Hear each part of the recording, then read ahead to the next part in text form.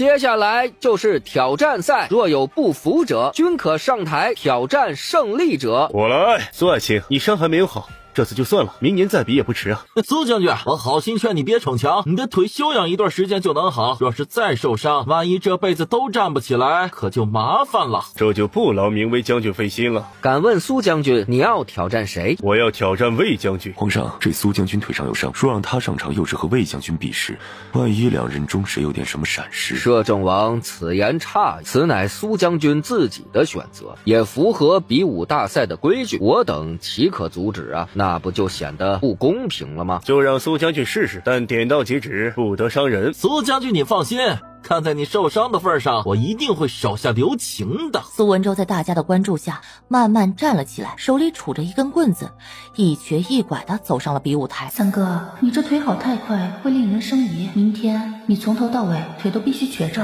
可别忘了。比武开始。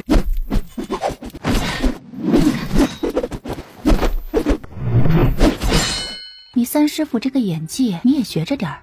好的，锦姐姐。哎，苏一婷，你和你三哥谁厉害点儿？我要有三哥厉害，那我不就成苏将军了？没劲！魏学斌头上已经开始冒出薄汗，心下有些着急。再这样打下去，胜算真不好说了。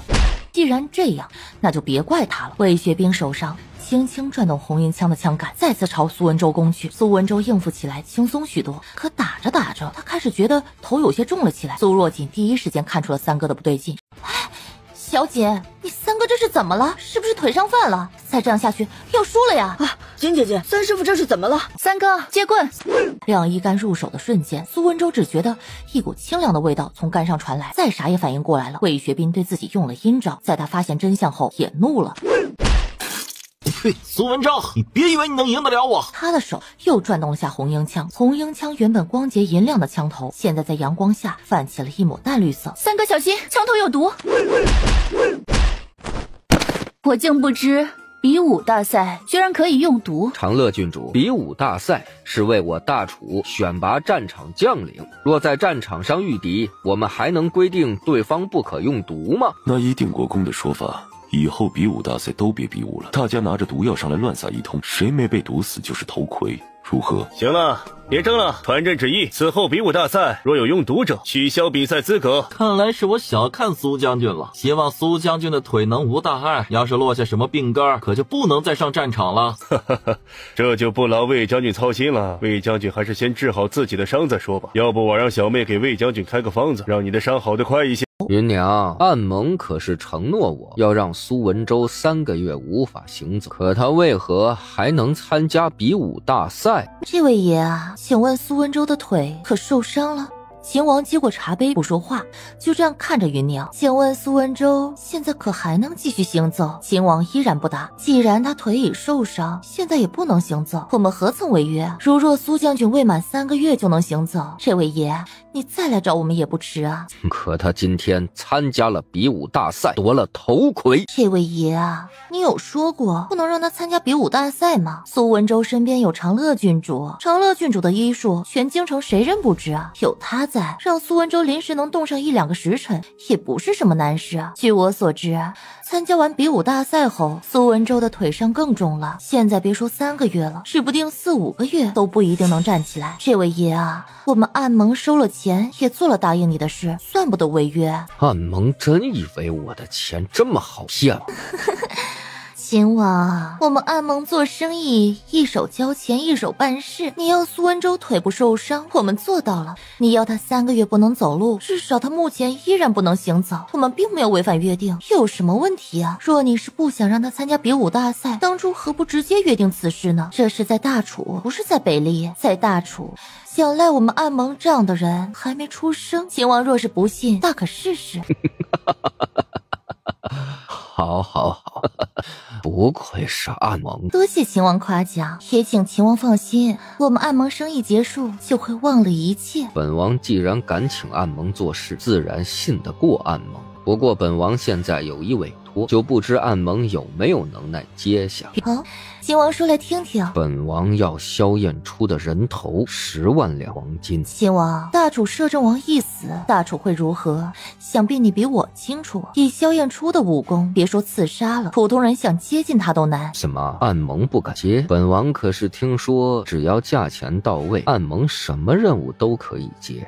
若觉得价格不够，还可以谈。此非小事，我现在也无法回答你。秦王可稍等几天，到时候我们自有人会联系你。好，静候佳音，给我盯紧了，我倒要看看这个暗盟盟主到底是谁。是，小姐，这到底是怎么回事啊？三哥，你知道暗盟吧？知道。那个，我和暗盟的盟主关系还不错，他告诉我秦王出5000两黄金买你3个月不能行走。我这不想着有钱不赚白不赚吗？就随便动了点手脚。那暗盟盟主分了2500两黄金给我，我再分你一半。想过一切可能，就是没想过是自家小妹动的手，理由竟然是为了赚2500两黄金。这暗盟盟主神龙不见首尾的，有多少人想打听他到底是谁，都没有消息，你怎么会和他熟呢？曾经我外出游历时，无意中遇到了一个身受重伤的人，我救了他，那人正是暗盟盟主，所以我们就相识了。小妹，那暗盟盟主是不是很厉害？当然。萧燕初不知道吧？他不知道。哇，你可别让他知道你私下与暗盟盟主有联系。听到这话，苏若锦纳闷，苏文周左右看了看，声音更低了。小妹啊，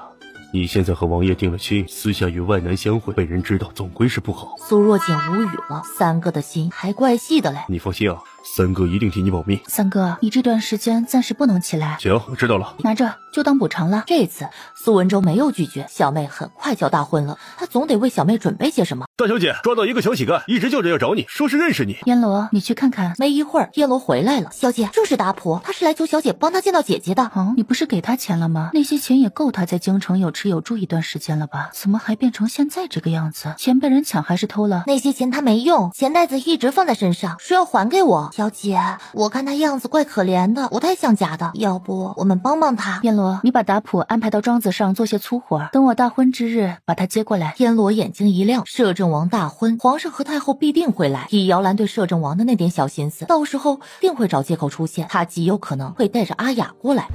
小姐，芸娘那边来消息了，问要如何回复秦王。让芸娘告诉秦王，任务我们可以接，定金付一半，但不保证一定能完成。若秦王愿意相信暗盟，就付定金；若不相信，则可放弃。小姐，这条件秦王不可能会答应啊！不答应就算了呗。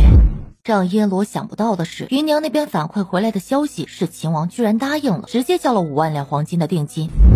王爷，暗盟都不承诺一定能够杀得了萧燕初，你为何还要委托他们？你查出暗盟盟主是谁了吗？属下无能，请王爷责罚。无妨，若真这样就被你查出来，那暗盟也不可能成为暗盟了。这大楚能轻易伤了苏文周的，除了暗盟没有别人。这样的组织只要肯接下任务，定会全力赴。萧燕初就算不会死，也会麻烦不断，这就足够了。王爷英明。那边怎么说？他们说已经派人混进将军府了，派入的人在他们的掌握之中。还算他们有点本事，能想到这个法子，再给他们送点钱，差不多我们也该回去了。是，王爷。小姐，我们同是女人，本宫不瞒你说，与驸马成亲后，本宫一直未能有孕，倒也看了不少大夫，都未能见效，不知你能否替本宫看看？皇姐若不嫌弃若锦医术，若锦愿替皇姐诊诊脉。那就有劳小锦了。苏若锦手搭上了长公主的手腕，就在这时，亭外不远处有个丫鬟模样的小姑娘，正朝亭子这边狂奔而来。可没等她靠近亭子，就被追上来的侍卫给抓住，堵上嘴拖走了。温馨，去看看谁这么不懂事，敢惊扰本宫宴客。是，小姐，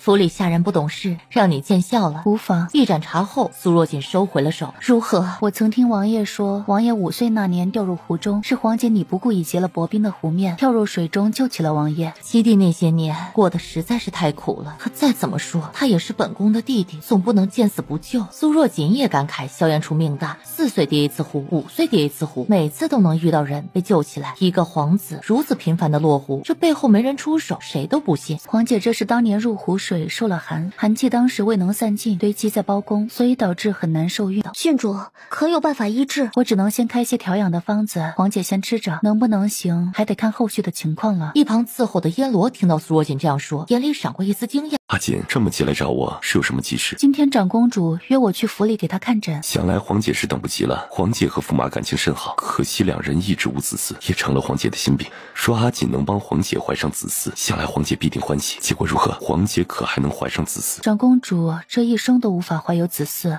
这也许就是天意吧。实在不行，我就劝劝皇姐，早早过几个孩子算了。燕初，你了解你皇姐吗？阿锦为何有此疑问？我记得你曾说过，你皇姐为了救你，寒气入体，伤了身子，一直身体虚弱。对的。可是今天我替她诊脉，她体内并无一丝寒气，相反，血脉之中有股怪异的热气，这股热气更像是一股邪气。她未能有孕，正是因为这股邪气所致。你可以这样理解，当女子体内被种下猪后，猪就会慢慢在女子体内长大为胎儿。可长公主体内的这股邪热之气，会把还未来得及发育的猪炙烤而死。这邪气从何而来？可知吗？我来王府的路上仔细思忖了一下，觉得长公主的症状更像是中毒，时间很长了，毒已入体，无法驱除。不过好在这邪气只会让人无法有孕，性格变得暴躁，并不会伤及性命。皇姐中毒？其实我也不太确定，长公主的脉象似毒非毒。对了，我今天到长公主府，看到府里有人抬出死人。皇姐一直是个温柔的女子，不可能做出大杀吓人的事。或许是府里刚好有下人生病离世了。你在长公主府有眼线吗？没有。阿锦，你想查长公主府？长公主的身子很是奇怪，我觉得还是查清一下比较好，否则万一再有什么就麻烦了。好，我派人去查，有什么消息我通知。小姐，荣左使传来消息，说他们救下一人，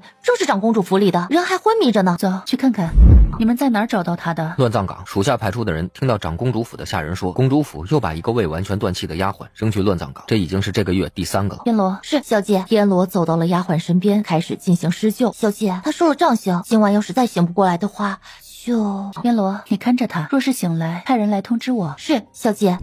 阿锦，你说的对，我确实不了解皇姐。你看这个。萧燕初把小册子递给苏若锦，越看眉心拧得越紧。但凡有丫鬟有意接近驸马，或者驸马多留意了几眼丫鬟，一定活不过第2天。若这世间真有冤魂，长公主府的天空定布满了许多女子的冤魂。我皇姐以前真不是这样的人，说她是这种人，不可能冒着生命危险去救我这个不受宠的皇子。难道是她身体内的邪气改变了她？不可能，邪气会让人脾气暴躁，但那种暴躁只是相对于平常来说，并不会完全改变一个人的性格。这究竟是怎么回事？长公主这样做，驸马没有怨言吗？驸马本出身贫寒，当初皇姐到寺里进香，突遇山体滑坡，马车被压坏，皇姐被山里的毒虫咬了脚踝，被同样到寺里进香的驸马遇到，驸马不顾自己性命，替皇姐吸掉了脚上的毒，救下了皇姐。他自己3天后才醒过来，此后两人就此产生了情愫。驸马能力如何？能力平平，说参加科考无法高中。我救了一个被长公主府扔到乱葬岗的丫鬟，就是我和你说过，昨天那个被公主府侍卫拖走的丫鬟受了杖刑，能不能撑过来，明天才知道。说不定长公主也认为那个丫鬟勾引了驸马，被处理了。你打算如何？阿锦，待人醒来，我们调查清楚后再决定。若真是如此，我也保不了皇姐了。好，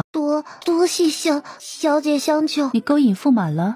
没有，我没有，姐姐也没有，他们打死了姐姐。到底怎么回事？别怕，是小姐让别人到乱葬岗救回的你。小姐问什么你就回什么。好，我叫秋淑，姐姐叫夏淑，是长公主府的粗扫丫鬟。昨天我和姐姐一起去打扫府里北边小院，扫到一半我肚子疼，就去了趟茅房。待我回来，就见嬷嬷们把姐姐拉走了，说她勾引驸马，我和姐姐不过是外院洒扫丫鬟，平时连驸马的面都见不到，如何能勾引驸马？可他们不信，就直接把我姐姐就这样活活打死了。我想去找公主求情，可文心姐姐说我惊扰了府中贵客，也命人把我杖毙。等我醒来，就在这院子里了。这位小姐，我姐姐绝对不可能勾引驸马，我们连驸马长什么样子都不知道啊。你姐姐死之前有没有说过什么？姐姐受刑时被捂住了嘴，她想说什么也说不出来。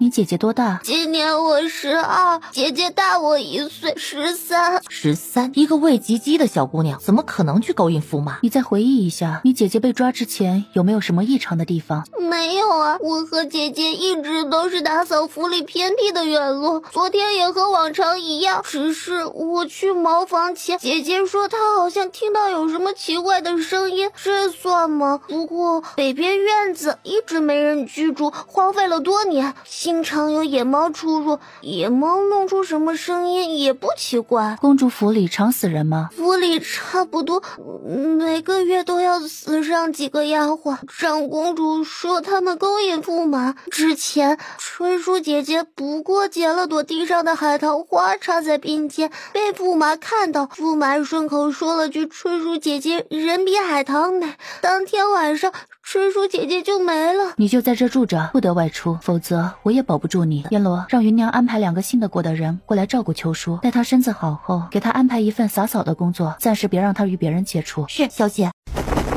仔细寻找了一遍，两人什么都没有找到。阿锦什么都没有。正准备离开，突然听到一个很奇怪的声音，声音很是微弱，声音是从枯井里传来的。一起下去看看。好。月儿弯弯挂天边，星星唤地快归家。你们是？你是黄姐。七弟，小姐，是你们，小姐。黄姐。月儿弯弯挂天边，星星唤地快归家。黄姐。七弟，黄姐没事，黄姐没事。萧燕初闻言忍不住流下眼泪。萧燕初真是恨自己，没想到居然有宵小在自己的眼皮子底下把黄姐残害成这个样子。苏若锦上前替萧凤鸣诊了脉，果然体内郁结着寒气，但这股寒气倒不至于导致她不能怀孕。萧凤鸣体内还有毒，这个毒不致命，只是会让她的身体虚弱，想来是为了防止她能逃出去。苏若锦拿出药丸给萧凤鸣服下，萧凤鸣只感觉自己身体瞬间舒服了许多。七弟，这是？黄姐，这是苏大将军失散多年的嫡女，也是我即将迎娶的王妃苏若锦。若锦见过黄姐。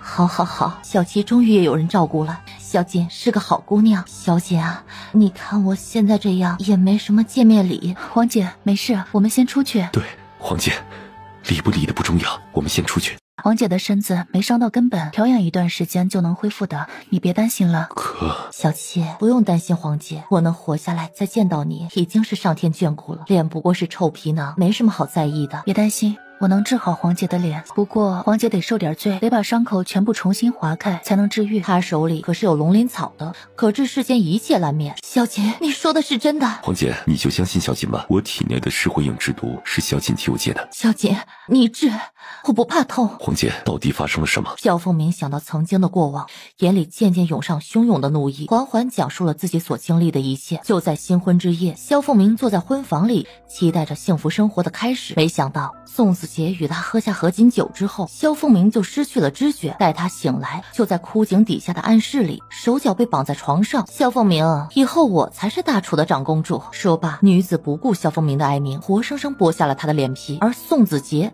就在一旁冷眼旁观着这一切。黄姐可知那女的是谁？从未见过此女子。黄姐，你安心养身子，你的仇我定会为你报。等等，阿锦可是要与我同去。我不去，王爷也不可去。为何？师傅曾和我说过，世上有种易容术，就是把别人的脸皮剥下来贴在自己脸上，为了让脸皮与自己的脸充分融合，让人看不出破绽，必须一直服用一味名为荣肤丹的药丸。这个荣肤丹有个不为人知的副作用，一经服用，男女都会终生不孕。萧燕初还是一脸疑惑，就算是这样，对方也是害了黄姐，为何阿锦不让他去抓人？燕初，你可知制作一颗荣肤丹需要多少银子？1万两，每月必吃1颗。萧燕初也马上反应过来苏若锦的意思了。萧凤鸣与宋子杰成亲1年多，1月1颗药丸，那长公主可是吃了10多万两银子。黄姐，宋子杰到府内，你可有把府中财权交给他？没有，府内库房钥匙一直在我手上，府上的管家也是从小看着我长大的吴叔，他每月都要盘点库房，并未发现有任何不妥。你们是说有人在背后算计着这一切？我虽是一国长公主，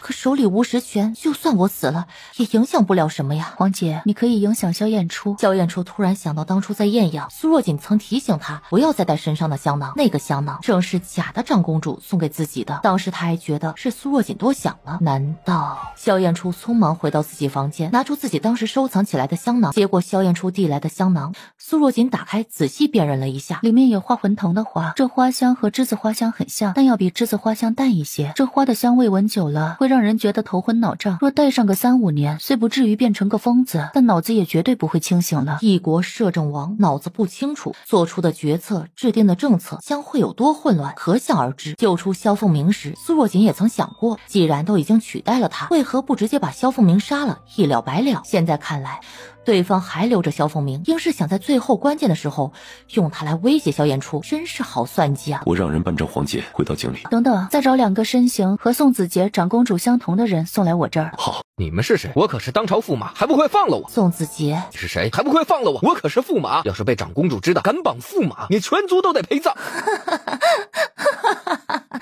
全族陪葬？宋子杰，你好大的脸！你是萧凤鸣？真是难为驸马了，本宫这个样子，驸马都还能认出本宫？不可能，不可能，不可能！你不是应该还关在枯井里对吗？宋子杰，当初本宫对你不薄，你为何要如此对待本宫？凤鸣，我不是故意的，我是爱你的，凤鸣，你要相信我，我有不得已的苦衷啊！哦，苦衷？有何苦衷？你告诉本宫，或许本宫可以考虑放过你。看来驸马忘记了，没事，本宫帮你回忆一下。萧凤鸣接过侍卫递来的蘸了辣椒水、长满倒刺的鞭子。不，凤鸣，我是爱你的凤鸣，我对不起你，我知道错了，凤鸣，你再给我一次机会，我一定改，我一定会好好对你的，我绝对不会嫌弃你的脸的，凤鸣。这一边忘恩负义，这一边欺骗本宫，这一边伤害本宫。这一边欺瞒本宫，一个毒妇不会有好下场的啊！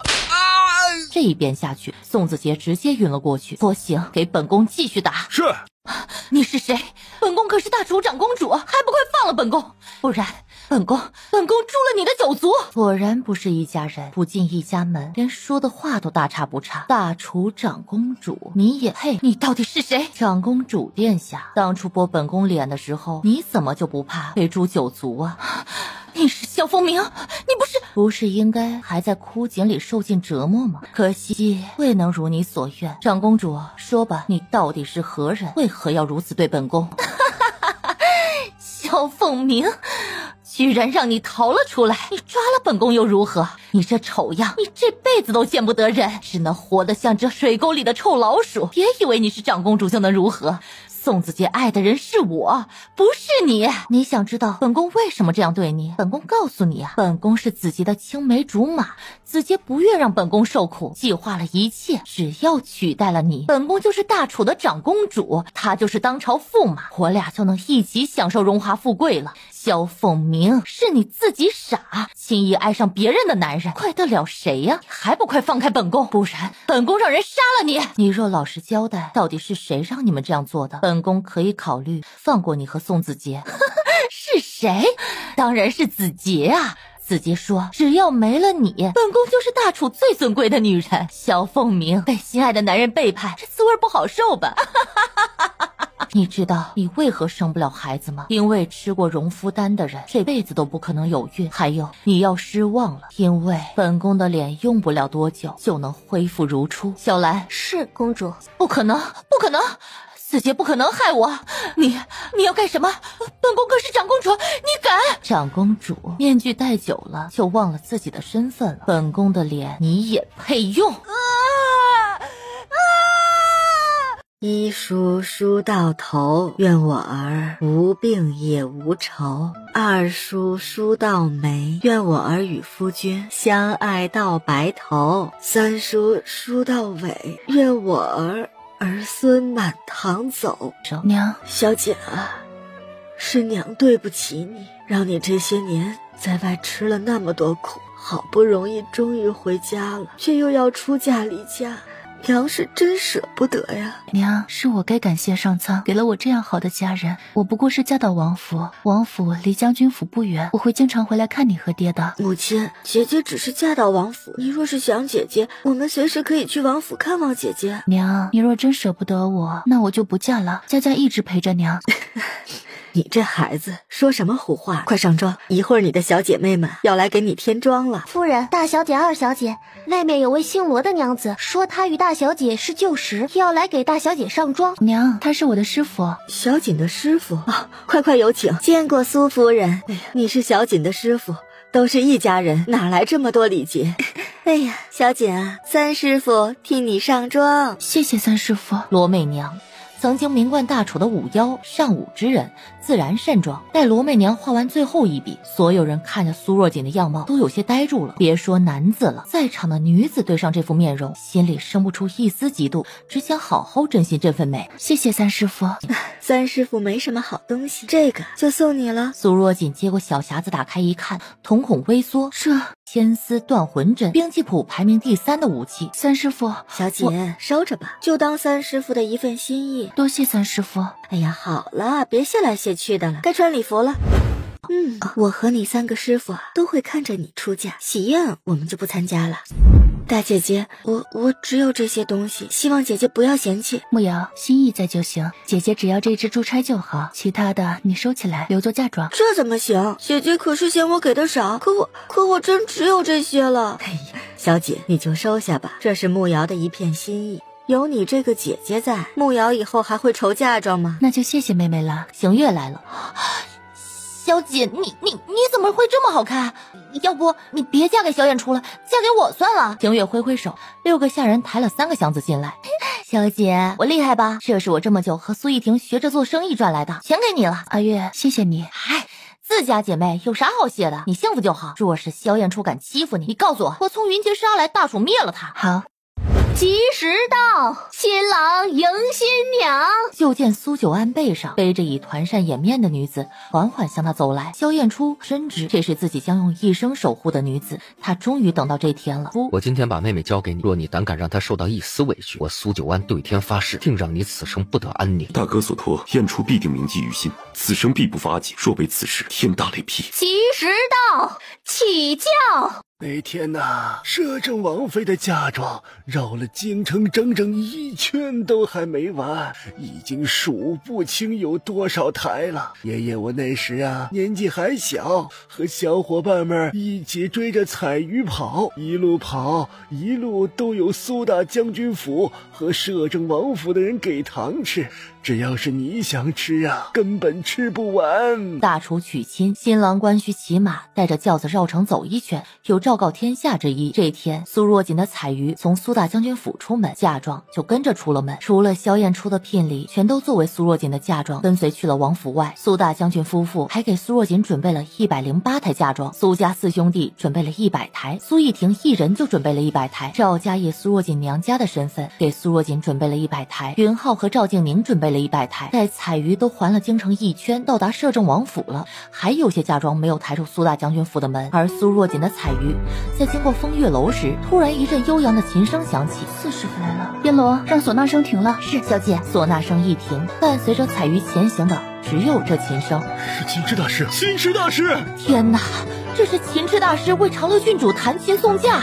这世间能有琴池大师弹曲送嫁，唯有长乐郡主一人。我的天，难怪长乐郡主当初能弹出安曲。快找琴池大师啊！琴池大师在哪儿？新郎踢轿门。萧燕初翻身下马，直接走到了轿子前。就在大家以为他要踢轿门时，却看到萧燕初掀开了轿帘，直接抱出了新娘。他无需给他的王妃任何下马威。新娘过火盆，财宝跟进门。大家都以为摄政王会放下新娘子，结果萧燕初直接抱着苏若锦跨过了火盆。他的女人是他的宝，没有什么邪祟需要去除。1拜天地，2拜高堂，夫妻对拜礼成。萧燕初终于真正看清了今天的苏若锦。他一直都知道苏若锦很美，却不知道苏若锦能美到到如今天这般令人窒息。萧晨义看着这样的苏若锦，心底最深处莫名的刺痛。这般美好的女子本应属于他，是他的皇后。姚兰看着一袭红袍韶光流转，清俊神朗的萧燕初，手指甲狠狠扣进了掌心。就是他，这一切全是被苏若锦抢走的。云骑天武帝携贤庄皇后送贺礼50台，贺长乐郡主新婚之喜。云骑赵家送贺礼50台，贺长乐郡主新婚之喜。临安王送贺礼50台，贺长乐郡主新婚之喜。天一阁送贺礼50台，贺长乐郡主新婚之喜。独一夜巡之送贺礼10台，武神黄坚送贺礼10台，五妖罗媚娘送贺礼10台，秦痴安少送贺礼10台，贺长乐郡主新婚之喜。长公主送贺礼10台，贺长乐郡主新婚之喜。原本还热闹的正厅渐渐陷入了一片寂静。这些贺礼只提长乐郡主的名字，而非摄政王夫妇，就是告诉大家这些礼是送给长乐郡主的，相当于苏若锦的嫁妆。萧晨义和魏太后在听到临安王3个字后，更是惊得站了起来。临安王在哪儿？临安王是先帝的亲哥哥，当初老临安王的儿子儿媳都战死沙场。临安王妃心疼过世后，临安王心灰意冷，在某一天带着心腹不告而别，从此消失于世间。皇家曾几次派人寻找，都无果。没想到今天长乐郡主大婚之日，临安王居然送来了贺礼，这意味着临安王昭告天下，长乐郡主由他罩着，整个大楚谁敢惹？这云浩、赵家、临安王、天一阁、独一、武神、五妖、秦之全出现了，显然都是来为了阿锦撑场子的。与其说是宣告世人，不如说是直接来警告他萧燕初的，以后都别想着欺负阿锦。阿锦啊阿锦，你这背景，本王压力大呀。姜太妃也被这一系列的唱报给震惊了，再这样下去，自己的儿子都要配不上小锦了。回太后，临安王只是派人送来贺礼，并未露面。魏太后看向苏若锦，眼里有了深深的后悔。早知道他背景如此，当初就该不择手段让义儿娶了他。你在这儿等着，一会儿你只有半炷香的时间。切记啊。好的，谢谢燕罗姐姐。随后，燕罗换过一个小丫鬟，在他耳边说了几句。阿姐！阿雅不可置信的看着眼前的弟弟，他怎么来到大楚了？阿雅连笔带画的想问清楚，达普这才发现姐姐不会说话了。二姐，你嗓子怎么了？他们对你做了什么？阿雅忙摆摆手，表示自己没傻，想问达普的情况，可又没办法表达清楚。阿雅突然冲着燕罗跪下，不停的磕头。你是想让我们保护好达普？阿雅连连点头。我可记得你家公主对我们家小姐可是不怀好意的，我凭什么帮你啊？阿雅急了，突然把右手食指放到嘴里一咬，用血在地上写着：我帮你们。我们没啥需要你帮的。蛊我会。上次的蛊也是你下的。阿雅有些羞愧的点点头。原来是你，你把我家小姐害得那样惨，还想我们帮你？燕罗姐姐，别怪姐姐，他们以我的性命要挟姐姐，她才不得不出手的。要怪就怪我吧。怪你？好啊，当时我家小姐被害得快没了半条命，你先把这半条命赔了吧。好，我还你。说完，他就要朝假山撞去，被阿雅一把拉住。随后，阿雅自己朝假山狠狠撞去，快要撞到假山上的阿雅被人一把拉住。阿姐，阎罗姐姐和长乐郡主是好人，是他们救了我。阿雅哭着点头，又跪了下来，在地上写字。北丽要打大楚。阿雅，我们可以暂时替你保护达普，你先回到纯妃身边，若需要你做什么，我们会联系你。阿雅连连点头。阿锦，你今天真美。苏若锦全身如被电了一般，整个人有些僵直。阿锦，可是害怕了？谁怕了？我只是觉得你喝多了，该喝点醒酒茶。阿锦，你可知我等这一天等了多久？燕初，我有话对你说。阿锦，不急，我们有一辈子的时间可以慢慢说。萧燕初，你是属狗的，死公狗！小宝，你是不是哪儿不舒服？告诉锦姐姐。小宝抬头，他眼里全是眼泪。小宝，你这是怎么了？锦姐姐嫁给皇叔，变成皇婶了，我以后还怎么娶锦姐姐呀？萧燕初嘴角抽抽，有些想把这个臭小子拎起来打一顿的冲动。小宝，你为何要娶锦姐姐呀？因为小宝想天天和锦姐姐在一起。那现在锦姐姐嫁给了你皇叔，就住在王府里，这样小宝不就能天天见到锦姐姐了？和你娶了锦姐姐有什么不同？小宝想了想，好像是这么个理儿，眼泪也收回去了。那锦姐姐，你会陪我更多些，还是陪皇叔更多些啊？那当然是陪小宝更多些。那小宝不哭了，小宝要锦姐姐陪小宝。好，走吧，锦姐姐教小宝练字。看着这一大一小离开，萧燕初的脸更黑了。属下见过王爷、王妃。出什么事了？老李两人死了。怎么死的？属下不知，两人是突然同时吐血而亡。走去看看。两人种的是子母果，两人身上是子果，需要一段时间服下带有母骨气味的东西，否则就会爆体而亡。所以母骨那边知道他们俩死了。阿雅点点头。你能追踪到对方吗？子骨死了，没法追踪。下蛊之人比我厉害，就算子骨活着，我也追踪不到。蛊下了吗？已下，随时可以催动。先不急。姚兰不是给他下了噬心蛊吗？他自然要以其人之道还治其人之身。北丽想打大楚，他这样做只是防患于未然。你先回去，别让姚兰发现了。打普，我会替你照顾好。什么时候蛊师都这样烂大街了？不是烂大街，而是刚好被我们碰到。他的嗓子能治，能，但要些时间。现在还没这个治疗条件，只能保证他可以说话，声音恢复不到以前了。阿雅并不存在对谁忠诚，她只在意她的弟弟。可以说谁手里有了打谱，谁就能控制阿雅。走一步算一步吧。王爷、王妃，苏将军，袁弘不见了。怎么回事？属下回到王府，张管家说袁弘和小宝告别后早已经离开了王府，属下一路过来，并没有见到他。王妃，达普也不见了。燕罗发出暗蒙令，全境搜寻袁弘和达普，提供线索者赏银100两，找到其中之一者赏银1000两。是王妃。我好像忘了告诉你，那个我是天一阁阁主，也是暗盟盟主啊。对了，你当初去艳阳要找的医圣也是我。苏若锦说出这话后，有些担心的看着萧燕初，想看看他是何反应，会不会怪自己瞒着他。结果萧燕初一脸淡定，就这一个恩是啥意思啊？阿锦，你是谁对我来说不重要，只要你是我的阿锦就好了。所以你早知道我的身份了？我不知道，我若能轻易知道，那不就太小看我的阿锦了吗？那你为何一点都不奇怪？因为我的阿锦有这个本事。被无条件信任的感觉真好。对了，燕初，有人找到暗盟出10万两黄金买你的人头，我接了。阿锦，你这是刚成亲就要谋杀亲夫啊？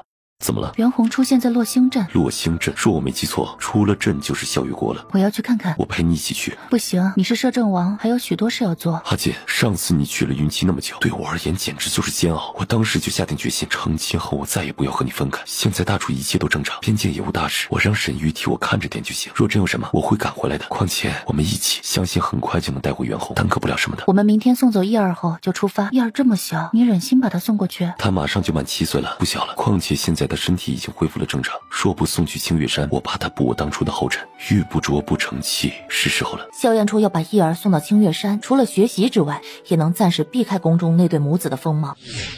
皇叔，等叶儿回来，一定变得更加厉害，到时候就不用你了，由叶儿来保护锦姐姐。萧燕初无语了，苏若锦在一旁憋笑。不得不说，看萧燕初吃瘪也挺好玩的。徒儿拜见师傅。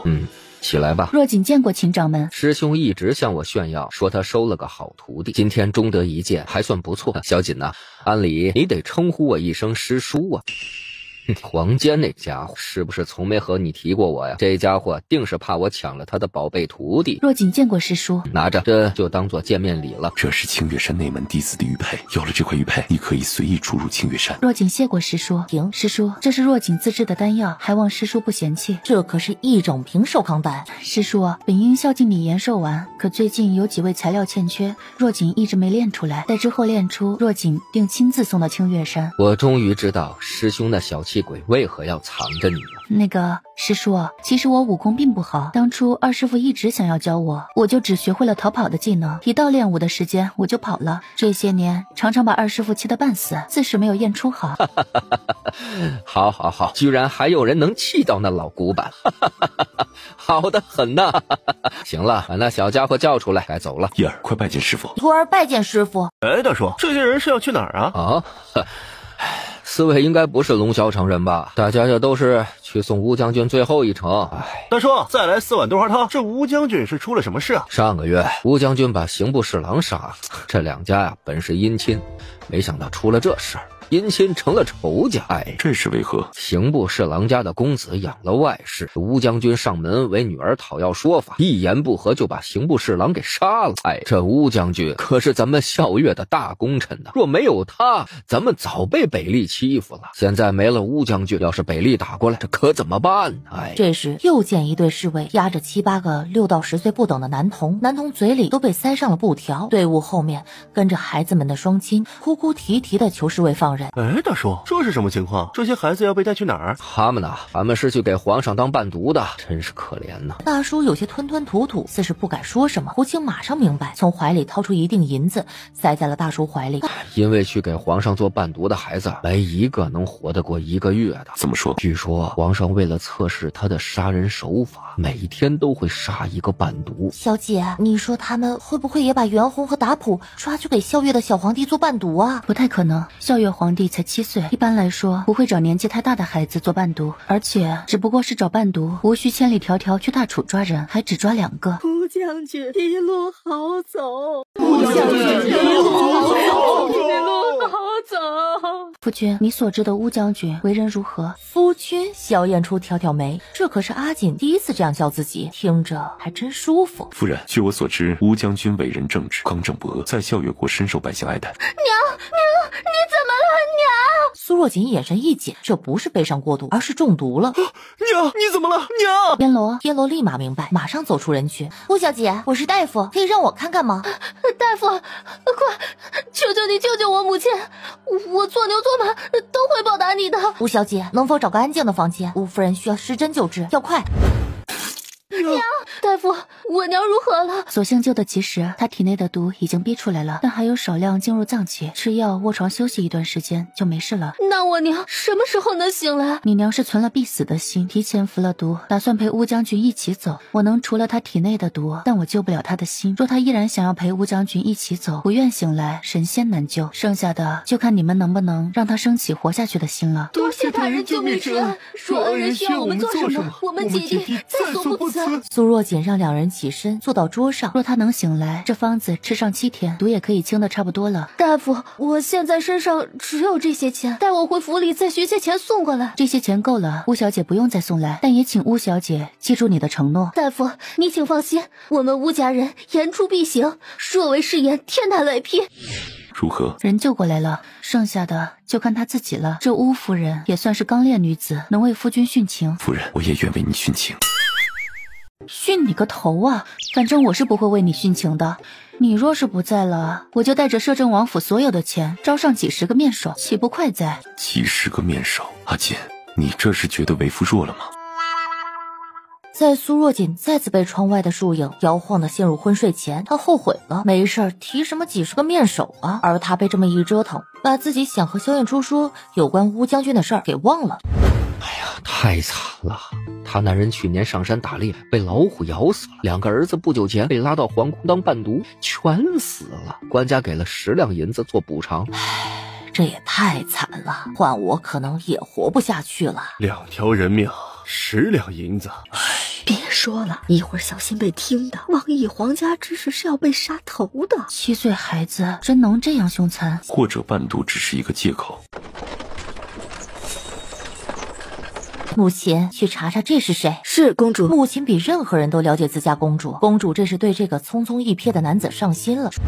江齐安，23，大楚人，家中世代经商。赵若锦，年方17，江齐安之妻。这正是萧燕初和苏若锦来到校阅国的画面。哼，原来只是商贾贱民啊！明天把江公子请到府上来。是。见过公主。放肆！见了公主还不下跪？哎，算了，本宫不是那种看重这些虚礼之人。江公子，请坐。不知公主找江某有何事？本宫叫江公子来，是有个能让江公子平步青云、一步登天的好机会，就看江公子能不能抓住这个机会了。愿闻其详。江公子，本宫知道你已成亲，若你愿意休了你的妻子，住进公主府，好好伺候本宫，本宫必保你一生荣华富贵。不知江公子意下如何？月宁公主，若江某不愿意呢？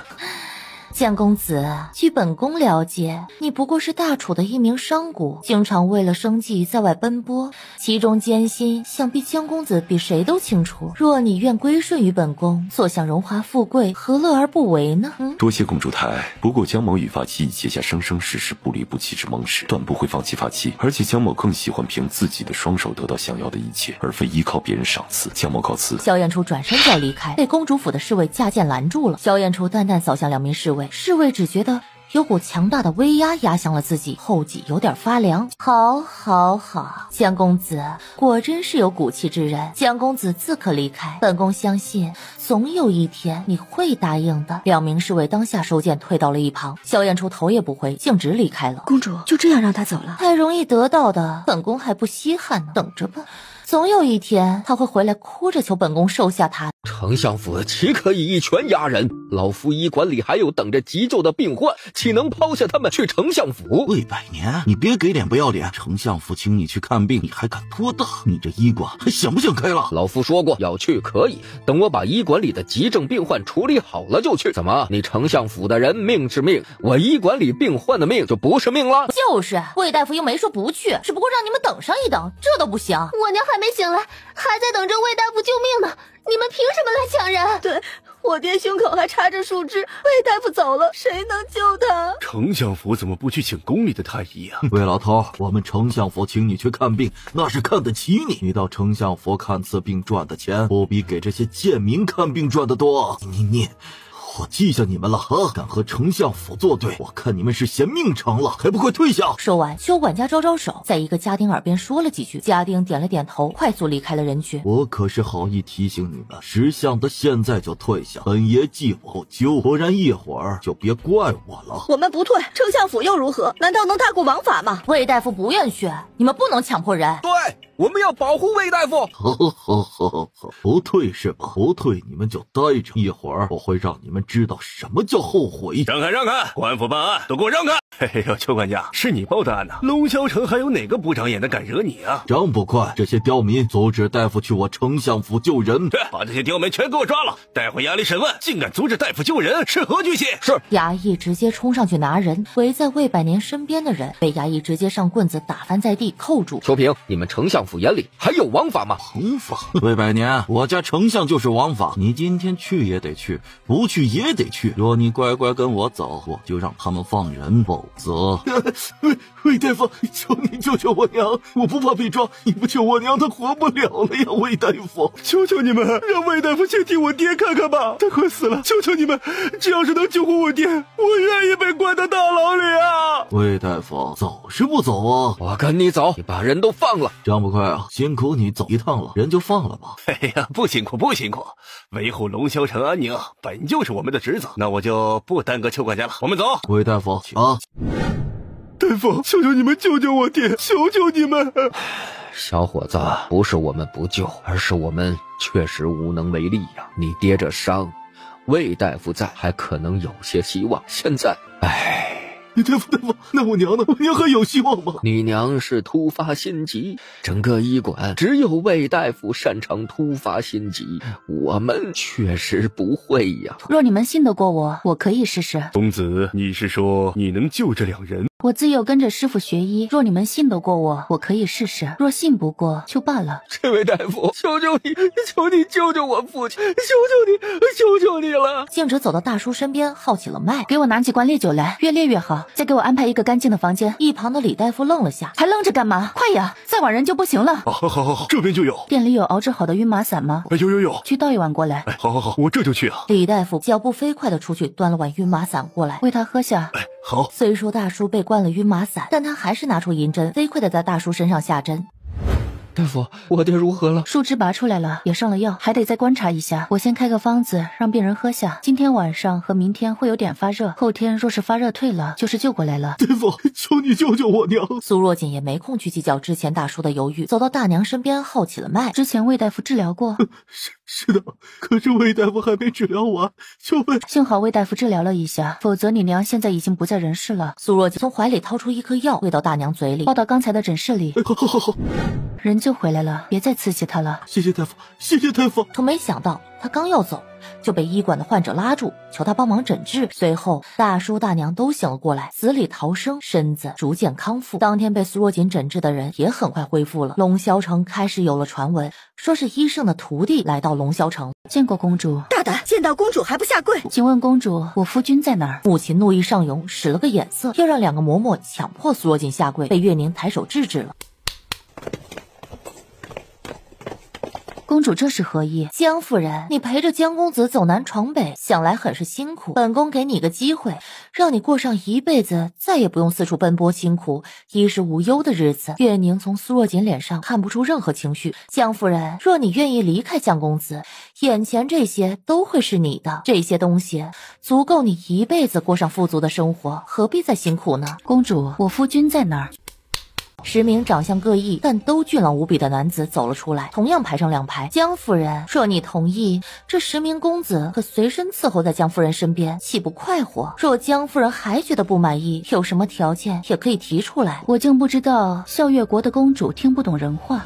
那我就再问一遍，公主，我的夫君在哪儿？周若洁，你放肆！公主，卢公子求见。他怎么来了？他挥了挥手，丫鬟和10位公子全都快速退下。江夫人，识时务者为俊杰，本宫劝你见好就收，不要错过了这个机会，别到时候弄个人财两空，后悔都来不及。本宫给你3天时间好好想想，想好了随时可来找我。母亲，送江夫人。你没事吧？江公子，你这个蓝颜祸水果然名副其实啊！才到笑月国就被公主看上了，要不要考虑从了公主，不费吹灰之力就能坐享荣华富贵？夫人，这事可怨不得为夫。你知道为夫眼中只有你一人，其他女子未经夫人允许，为夫可不敢多看一眼。听到月宁居然还用10个美男引诱苏若锦，夫人，这么多你消受得了吗？让他想起自己曾经提过养几10个面首，晚上就被欺负得下不来床。不，我有夫君就够了。你查到了什么？时间太紧，只查到月宁是笑月国先皇最小的一个女儿，虽非皇后亲生，但也深受先皇和当时的皇后如今吴太后的宠爱。不久前，吴太后给月宁公主和卢丞相之子卢俊元赐婚，婚期定在下个月。卢俊元，苏若锦想到之前在公主府擦肩而过的男子，她记得丫鬟来报说是卢公子求见，再联想到月宁眼里的惊慌，想来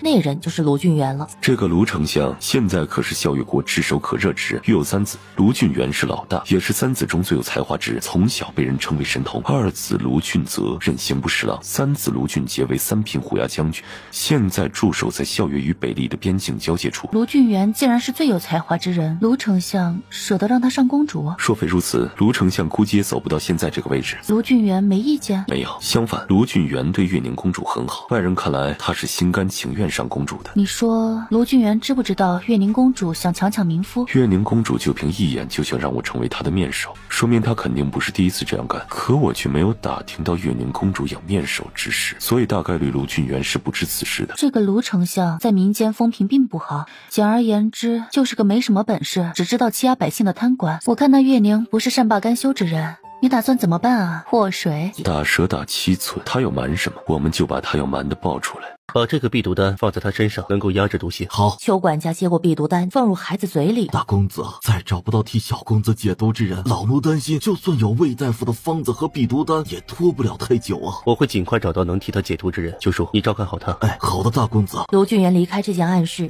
又来到了旁边一间暗室。我不是你们要找的人，我劝你们放我走，不然等我姐姐姐夫找来，你们就麻烦了。袁公子，这么久了，你也应该知道我们没有恶意，只要确认你不是我们要找的人，就会马上送你走。现在让你待在这里，也是为了你的安全着想，你再忍一段时间吧。达普，你要坚持住，姐姐一定会来救我们的。手下参见太后。可是禀太后，丞相府的邱平动用顺天府的人，把济世堂的魏百年大夫强行带到了丞相府。哦，谁病了？邱管家的儿子。这丞相府的人果然嚣张，一个小小的管家居然敢动用顺天府的人替他请大夫。没事，就让他们继续这样嚣张，越嚣张的人他用起来才放心。月宁公主看中一位有妇之夫，要逼迫人家做她的面首。月宁这孩子从小就任性，马上就要嫁人还不知收敛。传哀家的话，让他注意点，别让人抓到把柄。是太后。还有卢公子要走了宁月公主的避毒丹，说是要研究医术。一颗小小的避毒丹给就给了。卢俊元为了月宁放弃仕途，有点其他爱好倒也不错。下去吧，再给哀家盯好了，有什么急及时来报。是。启禀太后，皇上今个练字练得有些烦躁，拿砚台砸死了一个伴读。人死就死了，皇上字练得如何了？练了5页。不错，能坚持练5页，算是有进步了。告诉太傅，明天让皇上争取练10页。是太后。看来他没把人藏在这儿。这个别院除了离城里近些外，并没有什么特别的。月宁为何隔3天就要来一次？正因为近才方便的过来。不对，还是不对。若你是月宁公主，你会为了什么原因3天就跑一次这个别院？若是我，可能会为了逃离京城繁忙的事务，来这里讨清静。她只是一个公主，无需承担任何国事，不需要讨清静。那就只剩一种可能，这里有我想做的事，或者想见的人。走，我们下水看看。阿健，现在是晚上，下水看不清什么，水冷容易。自己的王妃太能干，有时候也不见得是好事啊。燕初，你刚才在湖下可看到什么了？好像湖下是有东西，但太黑了，实在看不清。我也看到了，而且那东西还不小。阿健，这地砖是不是有些奇怪？这个月宁公主还算聪明。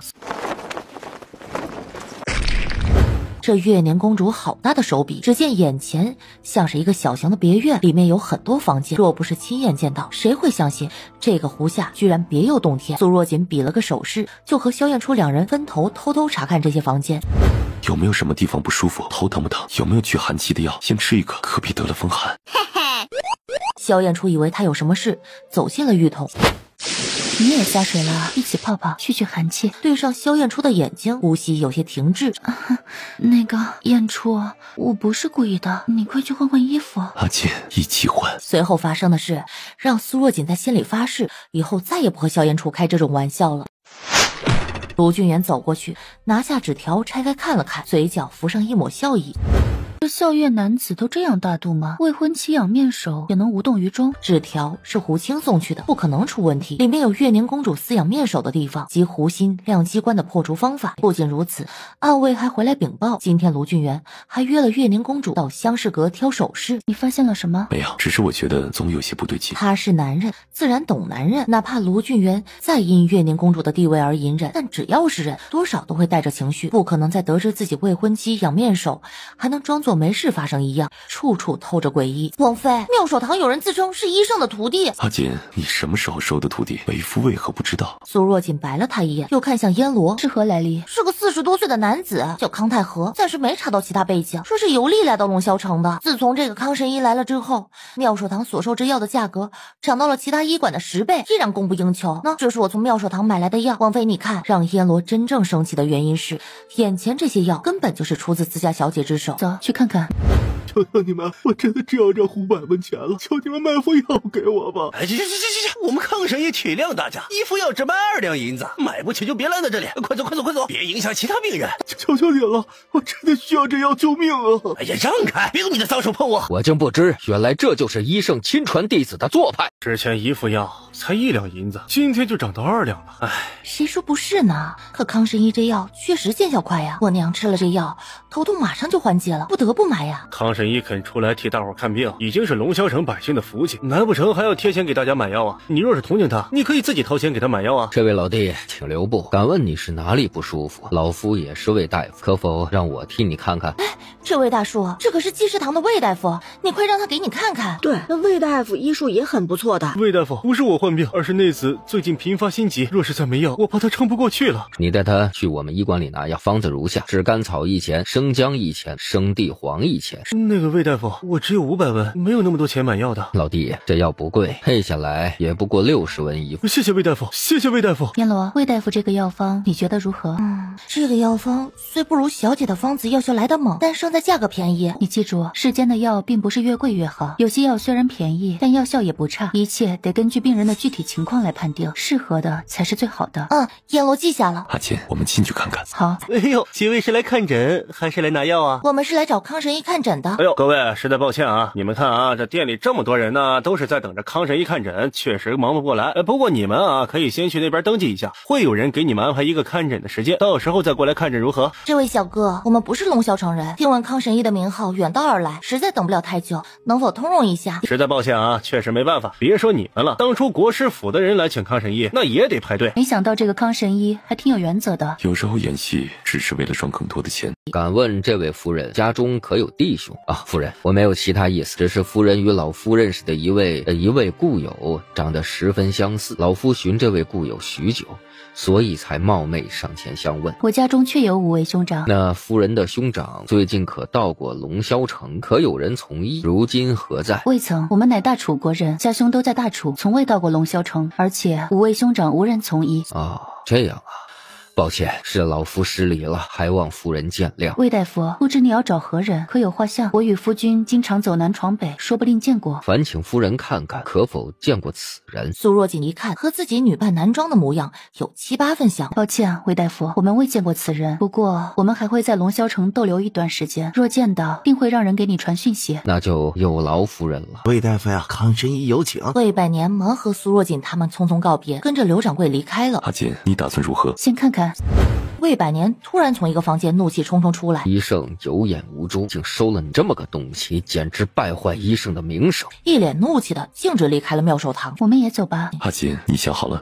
敢问公子，尊夫人何在？魏大夫，你是那天那个小神医医圣的徒孙，可你是我，但我不是医圣的徒孙，而是医圣的关门弟子。魏大夫不信。不，夫人，不，小神医，你误会了，我只是一时之间有些震惊罢了，失礼了。魏大夫，我夫君姓江，你可以叫我江夫人。江夫人，所以那个康太和不是你师傅？不是，他也不是我师傅的弟子。我就知道那家伙果然就是个欺世盗名之徒。魏大夫，昨天你进屋去见康太和，到底发生了什么？我去找他，一方面是想向他请教医术，若有可能，希望他能告诉我医圣在哪儿。老夫想拜在医圣门下，精进医术，造福更多百姓。他说他不能告诉我医圣在哪儿，也无法教我医术，这也是医圣的规定，医术不可外传。这些我都能理解，我也不过是抱着一试的想法。康太和不愿说也没什么，但我去找他主要是另一个原因。当时我一直以为江夫人你开的那些药方是康太和教授的，药方我见过，成本我也很清楚，就希望康太和能够把药价降低一些，一副药卖2两银子，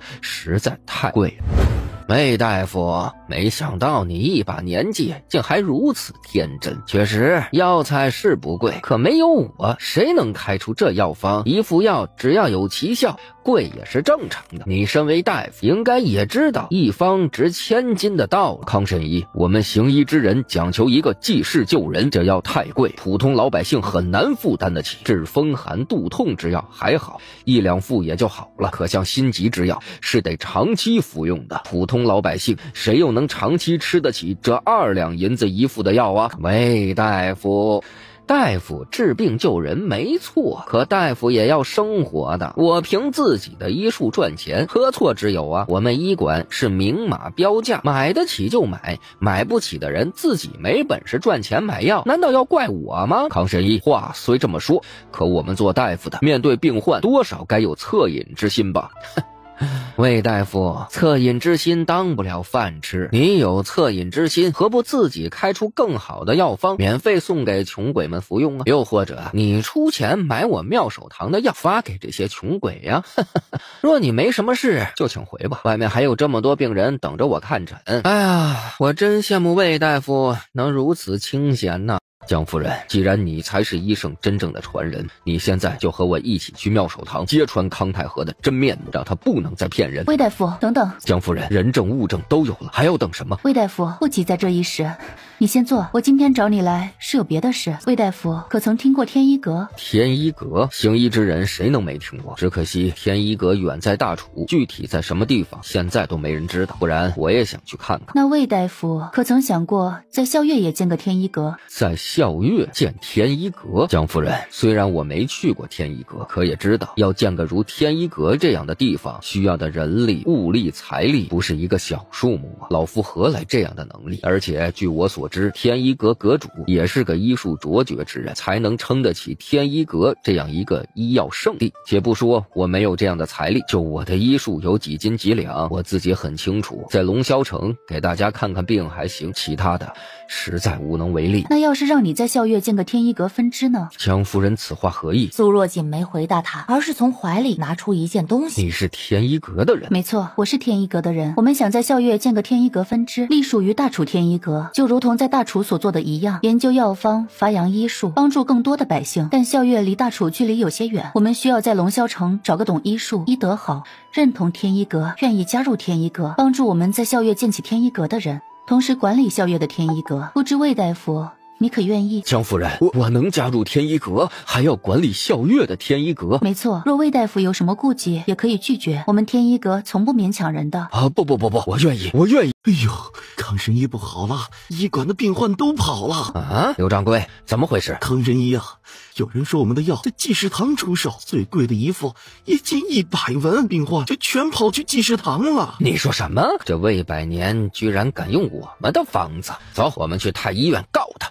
王太医，你看这济世堂偷了我们的药方，医馆才有这么多人，这魏百年真是不要脸。魏百年可在？老夫正是魏百年。魏大夫啊，我乃太医院太医城，有人向我们太医院告发你偷取他人药方用于牟利，可有此事？大人，我魏百年一生行得正，坐得直，干不出这种不要脸之事。魏百年，你还好意思说？你现在售卖的药根本就是我妙手堂的药方。大人，不信你随手拿一副药和我们妙手堂之前售卖之药进行对比。魏大夫，你还有话可说？老夫无话可说，这药方本就不是出自老夫之手。大人，你看他已经承认了，快把他抓起来。来人！太医程大人，此药方不是老夫所开，但也不是这位康大夫所开。王太医，此方子确实不是我开，此乃小徒所开，小徒医术全由我教授，医馆用小徒的方子合乎规矩。病徒何在？王太医，小徒前些日子已经离开龙霄城，四处游历了，此时在哪我也不太清楚。康大夫，那请问令徒为何名，家住何方，与你学医多久啊？小徒乃是我关门弟子，立志做如师祖老人家一般的隐士之人，所以不愿别人知道他的情况。我做师傅的自当成全徒弟的心愿，恕我不能告知。哦，康大夫，不知我何时拜过你为师？是他，当初就是这个小神医救了我爹。太医程大人，这些方子是我所开，可我并不认识这位康大夫。王太医，我也从未见过此人，这方子确实是我徒弟所开，想必他定是和魏百年串通的骗子。既然如此，那不如请康大夫说一下，这方子为何要这样开？康太和一听，面上一喜，他早就研究过这些方子的医理，他自然能答得出来。果然，在康太和一番解释后，王太医连连点头。看来康大夫对这个方子很是了解。既然这样，那康大夫也应该知道，这些方子所用之药均为价格低廉之药材。那为何康大夫一副药要卖2两银子？先皇曾规定，药价售价最高不得超过药材成本价的10倍，由太医院监管。王太医，这药确实一样，可是济世堂定价60文一副，妙手堂2两银子一副，远超太医院规定的最高价格，这是如何说？来人，妙手堂违背药物定价规矩，即刻起关闭医馆，没收所有超限售卖所得，同时东家判处杖刑50。王太医，济世堂偷我徒弟的方子，证据确凿，还请王太医秉公办理。康大夫，你真是不见棺材不掉泪呀！你一直说这是你徒弟开的方子，怎么你觉得把事推给一个从未存在过的人就万事大吉了？说完，苏若锦从怀里拿出一本册子递给王太医。王太医，这是康大夫所有的资料，他根本就不是什么医圣的徒弟，不过是妙手堂东家的远房堂弟。此事王太医自可派人查证，看看上面所写是否属实。康大夫，不，应该是钱大夫，你还有什么可说？来人，带走。江公子与夫人远道而来，本宫尽地主之谊，敬二位一杯。公主，我不会喝酒，可否以茶代酒？大胆！公主敬酒，谁敢不喝？乃大不敬之罪。内子身子不适，我替他喝。说完，他一口喝了苏若锦酒杯中的酒，又喝了自己的酒。母亲，是公主。母亲走到苏若锦身边，替他把酒杯倒满。江夫人，请吧。公主这是何意？江公子，本宫敬的酒，还从没有人敢拒绝。算了，夫君，我喝。拿起面前的酒杯，一饮而尽。好，江夫人爽快。母亲又给苏若锦倒满酒，本宫再敬江夫人一杯，祝江夫人与江公子伉俪情深。苏若锦不得已又是一杯下肚，如此3杯之后，整个人感觉有些摇摇欲坠。母亲，江夫人有些醉了，你带她下去休息一下，让府医给江夫人开些解酒的药汤。是公主。不必了，公主殿下，多谢今天的招待。内子喝多了，我先带她回去了，改天再向公主赔罪。怎么，江公子这是嫌弃本宫的公主府不如你们住的客栈了？江公子，这是在公主府，是在校阅，本宫劝你3思而后行。母亲还愣着干嘛？还不快扶江夫人去休息？夫君，我没事的，我休息一会儿就回来。公主请自重。自重？江公子啊，你以为你们今天进了本宫的公主府还能出去吗？你若是乖乖顺从本宫，本宫可以考虑让人放了江夫人，否则可就别怪本宫不懂怜香惜玉了。你要做什么？做什么？江公子啊，别急，一会儿本宫定让你看场大戏，到时候你再决定要不要休了江夫人，跟了本宫也不迟啊。你这话是什么意思？什么意思？江公子一会儿就知道了。你对我做了什么？江公子，没什么，放心，你不会有事的。来人，江公子喝醉了，带他去休息。是。江齐安呀，江齐安，本宫哪儿比不上赵若锦？你别生在福中不知福，本宫这就让你知道本宫的好，包你再也忘不了。月宁俯下身子，伸出手想抚上他这段时间朝思暮想的容颜，下一秒，月宁就对上了一双清亮的眼睛。进来。王爷，外面的侍卫都解决了，王妃等你过去。这月宁倒是够用心的呀，给我们俩都准备了一场大戏，真是难为他了。我说萧燕初，人家为了你如此大费周章，你就没有一丝感动？阿锦，此事与我无关呢，我连月宁的一根头发丝都没碰到。阿锦，别急，我们一定能找到袁弘的。去，把这3个扔到月宁床上，这些药喂给他们。既然月宁想玩，就让他玩个够，待安一把一切处置妥当，弄醒了4人。没一会儿，房间里就传来了让人面红耳赤的声音：王爷、王妃，卢公子来公主府了。舅叔，可是家里出事了？不是公子，艳阳女大夫。舅叔，你别急，什么艳阳女大夫？你书房的画像上那个女子，就是当初我在艳阳看到的那位女大夫。舅叔，你是说画像上的女子赵若锦是你在艳阳看到的那位女大夫？对，是她，就是她，我不会看错。公子，她的医术定能救小公子。卢俊元从2人住的客栈得知人被请到了公主府，二话不说直接赶往公主府。有戏看了，几人迅速藏了起来。卢俊元突然出现在公主府，把府里的人给吓坏了。公主在哪儿？卢公子，公主今天身子有些不适，怕过了病期给卢公子就不好了，不如卢公子改天再来看公主吧。我与公主即将成亲，公主生病，我岂有不去探望之理？让开！嬷嬷犹豫了一下，还是没推开。我再说一遍，让开！卢俊元径直走到后院，发现公主不在自己的房间，他随手抓过一个下人问道：公主在哪儿？卢公子饶命！卢公子饶命啊！小的真的不知道公主在哪儿。卢俊元一把推开下人，自己开始在府里找人。来到南院，卢俊元听到了一个房间里传出奇怪的声音，他一脚踢开了房门，4人都像是没注意到，依然我行我素。卢俊元也看出了这几个人有些不正常，他二话不说转身离开，还顺带关上了房门，然后又开始在公主府里找了起来。隐在暗处的苏若锦和萧燕初看到这一幕，都有些不可思议。这卢俊元看到自己未婚妻与人如此，居然毫无反应，甚至还细心的替人关上了房门。他还是人吗？或者说他还是男人吗？这到底是怎么回事？卢俊元找了一圈后没找到人，只得放弃。他交代府里的下人，若想活命，谁也别说出他今天来过。回到客栈去。这位公子，掌柜说你找我们，不知公子找我们夫妇有何事？可是想买大厨的东西？江公子、江夫人，我是卢俊元，如今特意前来是想请江夫人到我府上看个诊。苏若锦闻言，眼睛微眯，如此说来，这个卢俊元竟看出了他的身份。卢公子，我不过是一个商贾妇人，哪会看诊？以卢公子的身份，找宫中太医不是更为妥当？这是2000两银票，还望江夫人能够出手相助。不过卢某有个小要求，就是还请江夫人保密。卢公子，你为何如此确定我会看诊？1年多前，我家中管家曾到艳阳走访亲戚，无意中看到江夫人救病之人，被江夫人医术所折服。医者仁心，家中病人命在旦夕，还望江夫人能够出手相救。若江夫人觉得2000两白银少了，也可以开价。不知道公子家中何人病了？以公子的身份，应是可以去请太医相看的吧？江夫人，明人不说暗话，我信不过太医。卢公子，你就不怕我把一切说出去？怕，但是我已经没有时间了，只能赌一把。赌对了，人还有机会活；不赌就只有等死。我相信自己的眼光，一个能在危难时刻出手救人的大夫，又岂会是不讲诚信之人？卢公子，人我可以去看，钱我不要，但然想请你帮个忙。江夫人，请说。卢某能做到，定不推辞。且等我看到贵府的病人再说。好，一言为定，事不宜迟。江夫人请。说道。江夫人，不是我信不过两位，但事情有些特殊，还请两位蒙上眼睛，也算是对两位的一种保护。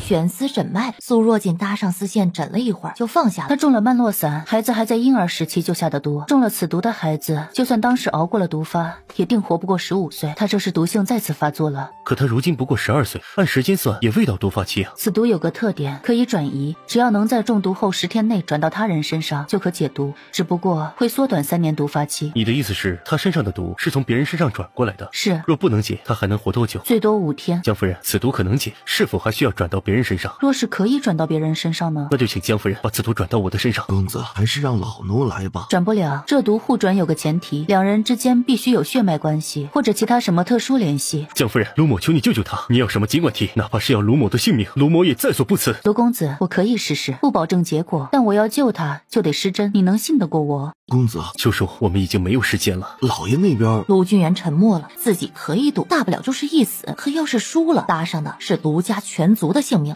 那可是上千口人的命啊！卢公子，我今天东西没带齐，也做不了什么，你考虑一下，再来告知我你的决定也不迟。江公子，江夫人这边请。把两人送到府门口，还请江公子、江夫人见谅，并非不愿信任两位，而事关重大，还请两位保密。邱管家请放心，轻重我们自是知道的。阿锦是吗？年纪对得上，我已经留下记号，晚上再说。好。你说什么？太医说月宁公主出血过多，恐有生命危险。白家公主府，刘太医，怎么回事？太后，公主已无生命危险，后续休养就能慢慢恢复。公主怎么会这样？太后，惠嬷嬷看出了刘太医的不对劲，很有眼力的挥退了屋里所有人，关上了房门。说吧。启禀太后，公主是床子之思过度，伤及胞宫，此生无法再生育。你说什么？是谁？府里3个侍卫现都被关在柴房里。公主什么时候能醒？公主身子过于虚弱，服下药休息一晚，明天定能醒。惠嬷嬷，回宫吧。刘太医，你就先留在公主府照顾公主。是。惠嬷嬷，今天所有的人全处理了。是。太后，那刘太医呢？待公主恢复后再处理。是。给哀家去查今天府里到底发生了什么。父亲，打普英是我们要找的人，现在大出来的江夫人才能救他。一看，卢俊元快速把今天的事和卢红说了一遍。父亲，你看，元儿，你应知这个决定是要赌上我们整个卢氏。父亲，元儿知道。你还是愿意相信那个江夫人？儿子愿意相信。既然这样，你就放手去做吧。我们一开始选择这一条路，本就是赌上了卢氏全族的性命。多谢父亲啊！元儿，月宁公主出事了，你可知？父亲可是指月宁公主与人在公主府厮混一事。哦，你知道？儿子知道，当时儿子去了公主府，亲眼见到。那你可知她因此伤到身子，大出血，再也无法生育？此事儿子不知，也算是报应吧。元儿，委屈你了。父亲，无妨。太后已经换了公主府所有的下人，派人在查是怎么回事。公主府又多了几十条冤魂。吴太后从来心狠手辣，为了护住月宁名声，这是她做得出来的事。今天皇上练剑，被太傅说了2句，回宫就杀了2个小太监。如此暴虐成性之人，如何能当好一国之君呢？父亲，天总会亮的。有红玄珠的消息了吗？派出的人传来消息，说有人在北离见过此珠，我已让人去北离寻访，想来很快就会有消息了。不过若如江夫人所说，儿子敢确定打普正是我们要找的人？希望如此。毛毛带路。苏若锦和萧燕初一路跟随毛毛所指的方向，躲过府里的侍卫，很快来到后院一堵墙面前。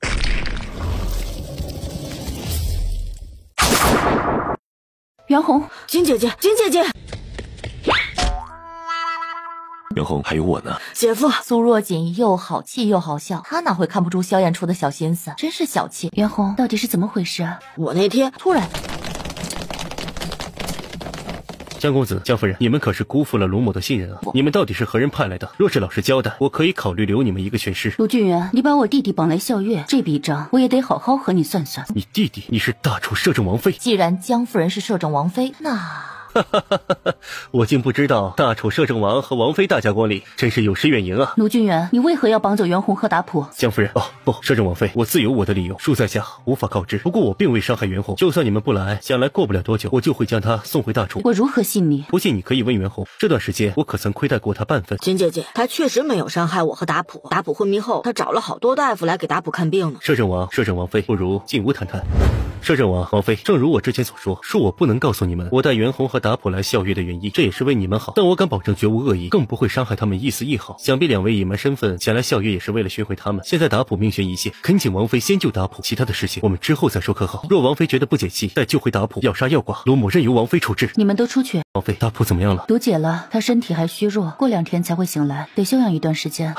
太好了，太好了，有救了，有救了！苍天有眼，苍天有眼！卢公子，达普和你究竟有什么关系？王妃，恕我暂时无法告知，可是达普的存在不能让人知道，否则他会有生命危险，还请王妃让达普在这休养。卢公子，达普是我的人，若非有不得已的原因，我自是要把他平安带回大楚。不行，达普不能回大楚。卢公子，达普我必须带走，他的病也只有我能治。晏初，我们带人走。元儿，告诉他们吧。父亲。元儿，摄政王与王妃如此担心达普，他们不会害达普的。卢俊元叹了口气，开始讲述事情的真相。100年前，校阅曾有一国师预言，100年后，校阅交出一位明君，让校阅变得国富民强。当时的太祖问国师如何能知道谁是明君，国师只算出明君有着一双异瞳后就吐血而亡，此事也成了校阅皇家的秘辛。随后的100年，校阅皇室并未有异瞳之子出生，直到13年前，已生一女的云嫔再次怀孕。当时的吴皇后一直无子，绝不允许宫中有妃嫔比自己早生皇子。凡是腹中怀有皇子的妃嫔，皆都会因各种意外而流产。在云嫔怀孕3个月后，吴皇后让太医替云嫔诊脉，当时的太医不知是故意还是误诊，说云嫔怀的又是个公主，吴皇后才放过了云嫔腹中的胎儿。没想到孩子生下来后，居然是个皇子，还是个异瞳，震惊了吴皇后。当时先皇率兵出征，抵御北厉入侵，不在宫里，吴皇后直接派人要来杀了小皇子。小皇子的奶娘得知此事，用自己的孩子换下了小皇子，连夜抱着孩子逃出了皇宫。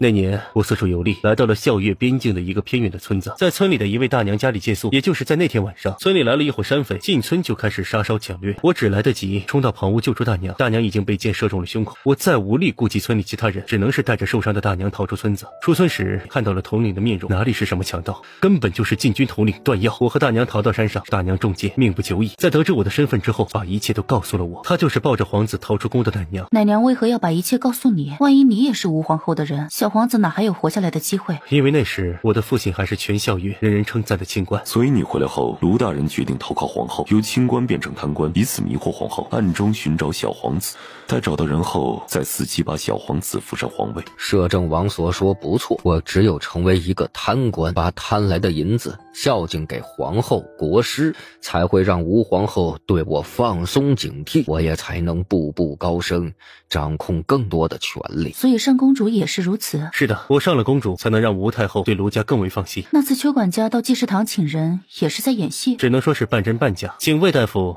来替达普看病是真，休书嚣张是假。不过我也没有想到顺天府的人会直接动手。所以那个被打断腿的中年大叔捡到的银子，是你让人送过去的？每个受伤的人，我都让邱叔暗中送去了银子，以作补偿。那你们要如何肯定达普就是你们要找的人？王妃有所不知，当初吴皇后害死了那么多妃嫔的孩子，宫中怨恨她的人何其多。虽然大家敢怒不敢言，可蚂蚁再小，有时候也能咬人一口。当时她膝下抚养着月宁公主，有天月宁公主突然患了重病，急召宫中太医替她医治，说是公主中毒，查出是当时的莲妃下的毒，莲妃当即被刺死。也就是在那时，云嫔诞下了小皇子。你是怀疑当时莲妃给月宁公主下的正是曼洛散，而皇后把曼洛散转移到了小皇子身上？对，所以达普才会中了曼洛散。不对，这曼洛散转移需要时间。你说过，当时小皇子生下来，皇后就派人去杀小皇子，那时奶娘已经抱着孩子跑了，皇后没时间把月宁公主的毒转移到小皇子身上。况且皇后都要杀小皇子，又何须多此一举？宫里孩子那么多，随便找一个都行，没必要如此大费周章。可若非如此，达普身上的毒又是从哪里来的？不知道，但其中必定另有隐情。除了异瞳，你们可还有其他方法证明小皇子身份的？据奶娘说，小皇子除了异瞳，身后还有7颗痣。除此之外，当时云嫔娘娘放了一颗红玄珠在小皇子的襁褓里，让小皇子带走。这颗红玄珠是当初先皇出征时给云嫔的，只要是皇室血脉，把血滴在珠子上，珠子就会由红色变成金黄色。只要有这颗珠子，就能够确定小皇子的身份。吴皇后当时发现杀死的婴儿并无异瞳，逼迫云嫔说出孩子的下落，云嫔怎么都不肯开口。吴皇后想要利用云嫔所生之女女西月公主来威胁云嫔时，发现西月公主也不见了。为了找到小皇子的下落，吴皇后以云嫔未护佑好皇嗣为由，把她关在了冷宫。随后吴皇后暗中派人搜索全校月，一旦发现谁家生有异同的男孩，一律杀了。所幸那年除了小皇子，民间并没有类似的男婴出生，才没有让无辜孩子枉死。7颗痣，苏若锦记得袁弘身上也有。至于红玄珠，苏若锦好像在阿雅手上看到过一颗红色的珠子，所以阿雅是西月公主。现在能确定的是，达普在这儿确实比在外面安全，包括袁弘也是如此。万一被吴太后发现，他们两人都是异同，定会除之才能心安。袁弘，你先留在这儿照顾达普，待事情了结后再和我们一起回大楚。好的，金姐姐，你放心，我会照顾好达普的。陆公子，你可知小皇子的异同是什么颜色？奶娘没说，我当时也没有想起来问这个问题。卢丞相，卢公子，若达普真是校月小皇子，留下还是回大楚，我们会尊重他的选择；若他不是，我们会立马带他回大楚。这是当然。对了，王妃之前说有什么事情需要我帮忙，不知是何事啊？若龙母能帮，定当尽全力。之前有，现在不必了。卢丞相还有事瞒着我们。说他只有这点本事，那他也不是卢洪了。确实卢俊所说，多年前的卢洪是校月国出了名的清官，常替百姓处理各种冤假错案，受百姓爱戴。由清官变成贪官，也不过是这些年的事。今天他让卢俊把一切告诉我们，无非是想试探我们对达普的重视程度，若能借用我们手里的力量来对付吴太后，那就再好不过了。此事疑点太多了，达普若是一出生就被奶娘抱走，他是如何中曼洛散毒的？阿雅真是那个西月公主吗？他们两姐弟又是如何相认的？能做到校月太医之人，整个腹中孩子是男是女都能诊错？还有校月先皇为何要把能鉴别皇族血脉的宝珠给一个仅有嫔位之人？太医不可能诊错，那就只有一个可能，是有人让他诊错。是校月先皇，一切都是他安排的。没错，卢俊元说先皇的妃嫔都不能产下皇子，先皇作为一个皇帝对此不会起疑，或许他是有什么不得已的苦衷，只能用这种方法保些云嫔腹中的孩子。若是如此，他暗中把红玄珠给云嫔也说得过去了，可堂堂一个皇帝为何会被人逼迫至此呢？还有卢俊元说奶娘把孩子放到了兰川，要是我没记错，兰川出了校月是流入大楚，若这样算，孩子应该被校月或者大楚的人救起才对，可达普却是北厉的人，这有些说不过去。别想了，事情总会有水落石出的一天，等达普醒过来，有些事也许就有答案了。王妃，我以为我要死了。达普，你没事了，不过身子会有些虚弱，得好好卧床休息一段时间。我听王妃的话，好好休息。达普，我有些问题想问你，希望你能如实告诉我。王妃，您尽管问，我知道的都告诉你。你的父母是谁？你和姐姐小时候是如何过的？王妃，我出生时父母已经死了，对他们没有任何印象，是一个乞丐爷爷捡到我把我养大的。在我9岁那年，乞丐爷爷死了，我就一个人乞讨过活。有一天来了一个人说我还有个姐姐，要带我去见姐姐，保证我从此以后衣食无忧。我就跟她去了，姐姐见到我就抱着我哭，她告诉我她是我姐姐，以后她会保护我。在我以为我可以和姐姐幸福的生活在一起时，才发现那些人不过是利用我控制我姐姐。因为姐姐是世间少有的古尸，他们用我逼迫姐姐做各种坏事。每每看到姐姐痛苦的样子，我宁愿自己从没和姐姐相遇。所以你一直生活在北厉？是的，这次到大楚是我第一次离开北厉。我记得你姐姐带着一颗红色的珠子，你知道是什么珠子吗？我也不知道是什么珠子，乞丐爷爷说他捡到我的时候，那颗珠子就挂在我的胸口，应该也不是什么值钱的珠子，我一直带着，后面被秦王拿走了，后来又由瑶兰公主赏给了姐姐。王妃，我知道的就只有这些了。燕初，让阿雅来趟校月吧。好。大夫，云儿如何了？她是因为情绪激动引起胎相不稳，现在已经没事了。不过她最近受的刺激太多，若再这样，我也不敢保证孩子还能保住。云儿，我苦命的孩子。娘，我没事。姐，你怎么样了？晨儿，姐姐没事。谢大夫救命之恩。这位大夫，你已经救了我和云儿2次，还不知如何称呼大夫。我夫君姓江，乌夫人可称我江夫人。江夫人，多谢你多次出手相助啊，这是我的一点心意，还望你不要嫌弃。乌夫人，100两足够支付我的诊金了，其他的还请收回。我行医只取应得之分，否则有违医道，还请乌夫人见谅。江夫人，不愧医者仁心。我与夫君住在城东客栈，若有什么事，乌夫人可到客栈找我。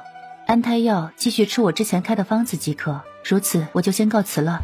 阿锦，有些不对。怎么了？我刚问了吴公子，据他所说，其实并没有人真正亲眼看到吴将军出手伤了陶大人，是吴大人自己主动认罪的，而且陶大人是被吴将军推了一把，头碰到桌上致死的。若真是这样，一个为国立过赫赫战功的将军，失手导致3品官员殒命，会判刑，但不至于判斩首，而且斩得如此之快。燕初，当初乌将军被斩首时，那些人抬着他的尸首从我面前走过，我看到他的手指非常修长，只有大拇指、食指、中指指头有茧子。吴将军是用长枪指、手指、掌心、指根、虎口都应有茧子才对。一般来说，只有某类人会在3个指尖长茧子，所以应该是。两人不再说话，但同时能感受到这个笑月国表面虽平静，却有种风雨欲来的感觉。邵若锦，你敢害本宫，本宫绝饶不了你！木化，去传本宫之令，让府中侍卫把赵若锦给本宫抓来，本宫要杀了他这个贱人。公主，太医说您最近不宜劳累，太后让公主在府里好好养病。